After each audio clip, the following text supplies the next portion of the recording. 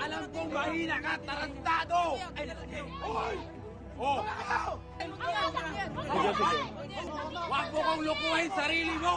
Lukuhin mo yung sarili mo! Huwag kami mga Bisaya! Hindi, ikaw, magsalita ka na maayos. Gusto ka manig sa bunganga mo. Anong okay? Ugali mo? Mas pangit ugali mo. Pangit ka. Rebel niya, pangit ugali ko, bunganga ko. Okay lang! At least totoo. Pero yung pagkatao ko, malinis. Malinis pagkatao ko. Probinsyano to, day. Malinis pagkatao ko, hindi kagaya niya. Pati kaluluwa niya, halang na.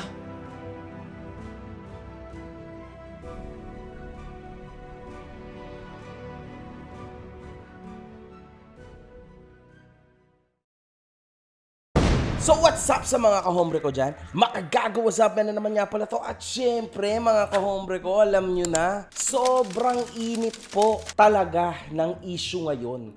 Napanood nyo naman sa aking intro, sobra pong nakakalungkot ang mga kaganapan at kung paano nag-end ang tambalang Che Tae.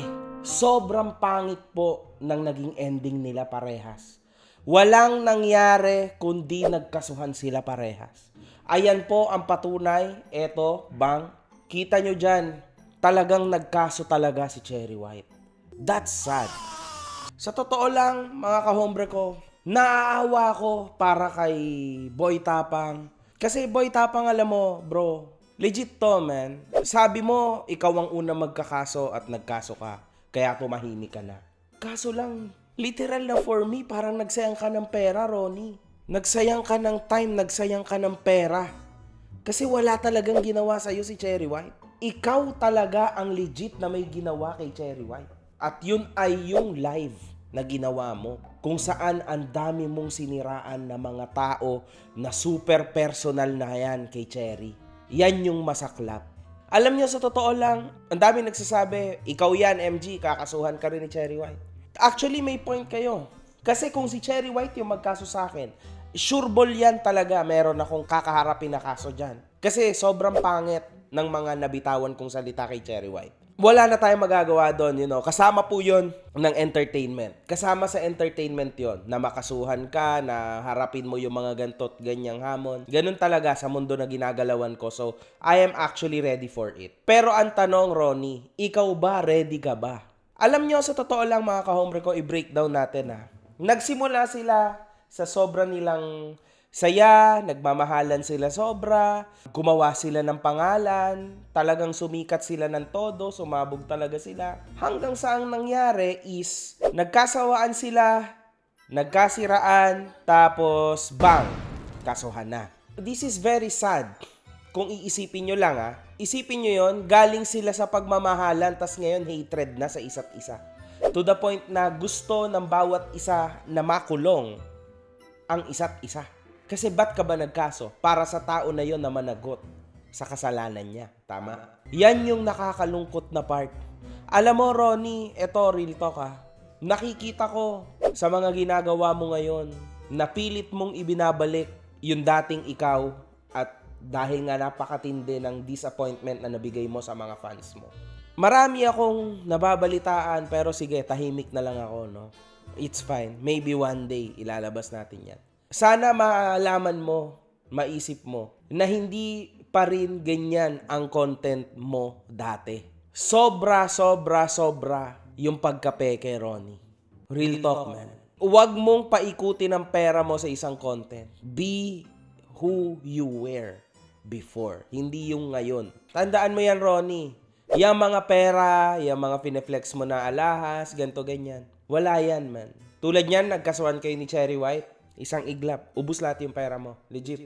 Hindi siya tulad ng iniisip mo na napaka-easy lang, na magiging maganda ang kahantungan, mananalo ka. Well, sasabihin sa'yo ng attorney mo, you'll win. Para sa mga tao may experience, alam na. Clear na kung sinong mananalo.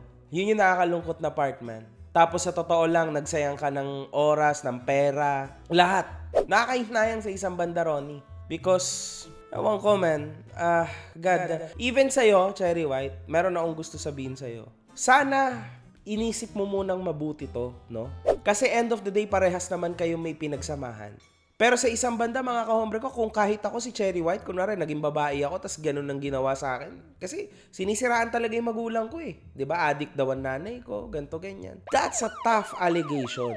Doon pa lang mga boss, pasok talaga yon sa cybercrime. Legit man. Pero hindi ko makita paano si Ronnie magfa-file ng kaso. Anong ifa-file niya kaso kay Cherry White? Wala din siya napakitang mga evidence tulad ng sinabi niya. Mga ebidensya, mga nilabas niya na ebidensya, puro bulok, ang pangit, walang kwenta. Sa bandang huli, mga kahombre ko, I would still hope na pagtapos itong experience nila, nakasuhan sa isa't isa, sana matuto sila. Matuto sana kayong dalawa, na ayusin ang sitwasyon nyo. Kasi sa totoo lang, parehas naman kayong kumita sa isa't isa.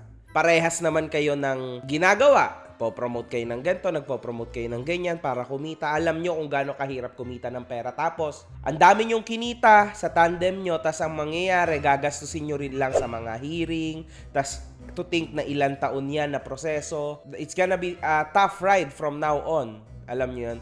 Kasi kita nyo naman, talagang kinasuhan talaga ni Cherry White si Boy Tapang. So, man, para sa akin, Ronnie at Cherry, after ng experience nyo na to, ito yung nakakalungkot ng part as I said. After 2 years, dun pa lang po lalabas yung result. 'Di ba? After 2 years, baka may anak na si Cherry White, may asawa na si Cherry White, baka may anak na si Ronnie, may asawa na si Ronnie. Tas, yun pa rin, naghihiring-hiring pa rin sila. Yun, dahil sa kaganapan dito sa mga panahon na to, di ba? Hindi ko alam kung worth it ba yun para sa inyo, guys. Okay? Sana pinera nyo na lang yung pinaggagagastos nyo ngayon. Ginawa nyo na lang yung mga ginawa nyo. Pero syempre, sa isang banda, hindi na rin natin masisi si Cherry White kasi babae siya talaga and naapak-apakan talaga yung kanyang pagkatao. Anyway, dito na lang tayo. Abangan natin ang susunod na kabanata. Kung kakasuhan ba talaga din ako ni Cherry White, then shall be it. Wala akong magagawa dyan. Yun lang. One love, good fucking vibes. Ingat ang lahat.